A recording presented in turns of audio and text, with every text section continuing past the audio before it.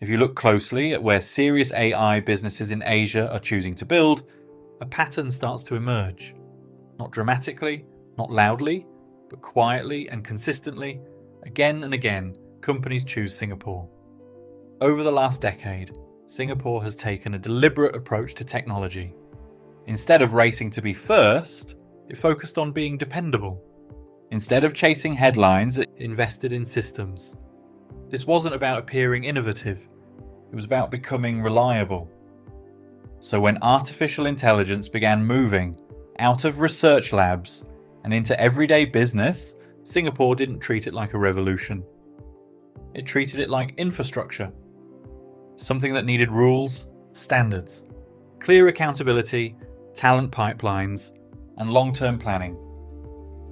This mindset shows up everywhere, in how policy is written, in how universities collaborate with industry, and in how companies are encouraged to test new technologies in environments that resemble real economic conditions.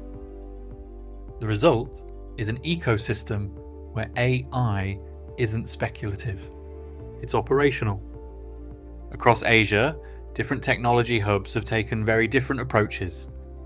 Some cities prioritize speed and scale.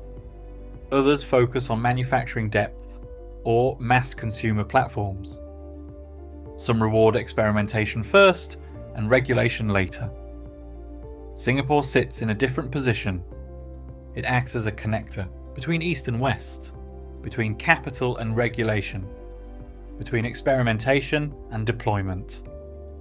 And that balance matters most to companies building AI tools for industries where trust is essential. Finance, logistics, healthcare, enterprise software, public services. In these sectors, being early matters far less than being right. This is especially important for SaaS and enterprise AI companies. These businesses don't grow through virality. They grow through long sales cycles, security reviews, compliance checks, and integration with systems that already exist. A model can be impressive in a demo, but if it can't pass risk review or integrate with legacy infrastructure, it never ships. Singapore offers a place where those conversations can happen clearly.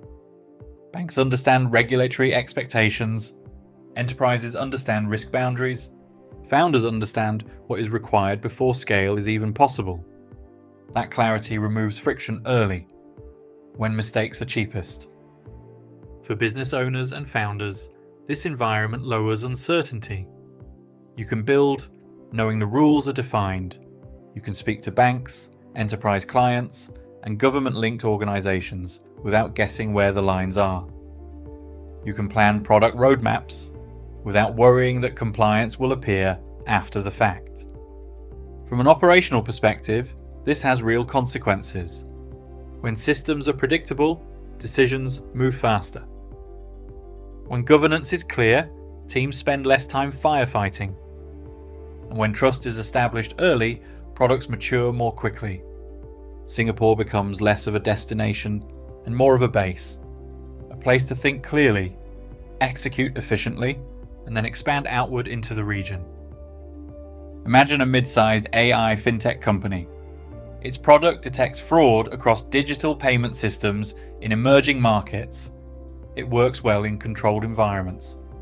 But scaling it across borders is complex. The founders could build anywhere, but they choose Singapore. Why? Because they can pilot the product with financial institutions that demand high standards.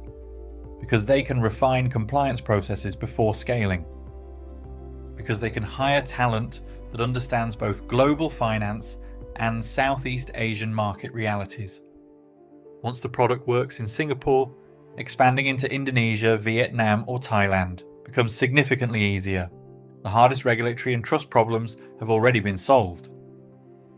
This pattern repeats itself across logistics platforms, health technology firms, climate analytics startups, and enterprise software providers. Singapore becomes the proving ground. Not because it is the largest market, but because it is the most disciplined one. Another reason this system works is consistency. Rather than trying to pick winners, Singapore focuses on frameworks, data governance, ethical AI standards, cybersecurity requirements, public-private collaboration. Policies don't shift overnight. Pilot programs have continuity. Long-term planning is rewarded.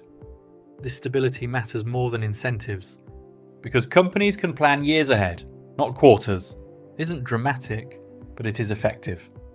Singapore isn't perfect. Costs are high, talent is competitive, and the domestic market is small. If your business depends on massive consumer adoption at very low prices, this may not be the ideal starting point.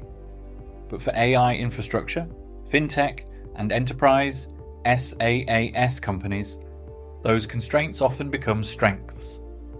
They prioritize precision over volume, trust over speed, regional reach over local scale. In many cases, Singapore isn't the final destination, it's the launch pad. As AI becomes less experimental and more embedded into everyday systems, the importance of regulation, interoperability, and trust will only increase.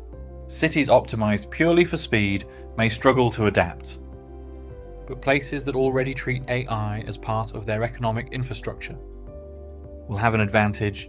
Singapore is positioning itself for that phase, not the loud beginning of AI, but the quieter middle, where real value is built. So when people ask why AI companies keep choosing Singapore, the answer isn't dramatic. It's because things work, because systems connect, because risk is understood, and because trust compounds. And in the long run, those qualities matter more than noise.